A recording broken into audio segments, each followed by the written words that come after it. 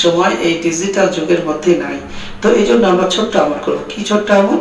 এই আমলটা করলে আল্লাহ তাআলা আপনার হায়াতের মধ্যে বরকত দিবেন, আপনার বিপদ আপদ দূর করে দেবেন ইনশাআল্লাহ, এবং আপনার যে সমস্যা আছে সব সমস্যা দূর করে দেবেন ইনশাআল্লাহ। তো আমরা কি করবো? আল্লাহুম্মা গফিরলি, আল্লাহুম্মা গফিরলি, আল্লাহুম্মা গফিরলি, এই দোয়াটা 33 বার করবো। এই দোয়াটা 33 বার করবো। সাথে আমাদের অর্থনৈতিক অবস্থাকে পরিবর্তন করার জন্য, ভালো করার জন্য আমরা ছোট্ট একটি দোয়া করতে পারি। সেটি হচ্ছে কি, যে সেটি হচ্ছে, এই দোয়াটা একটু বড় হলেও কষ্ট করে আপনারা লিখে রাখবেন, ভিডিও থেকে দেখে লিখে পড়তে পারেন, সার্চ থেকে পাবেন। এই দোয়াটা আমরা 33 বার পড়বো ইনশাআল্লাহ। কতবার? 33 বার। সুবহানাল্লাহি বিহামদিহি, সুবহানাল্লাহিল আযীম ওয়া বিহামদিহি আস্তাগফিরুল্লাহ।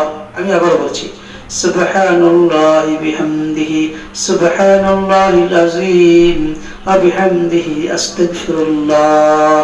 সুবহানাল্লাহি ওয়া বিহামদিহি, সুবহানাল্লাহিল আযীম ওয়া বিহামদিহি আস্তাগফিরুল্লাহ। এই দোয়াটা আমরা 33 বার পড়ে নেব ইনশাআল্লাহ।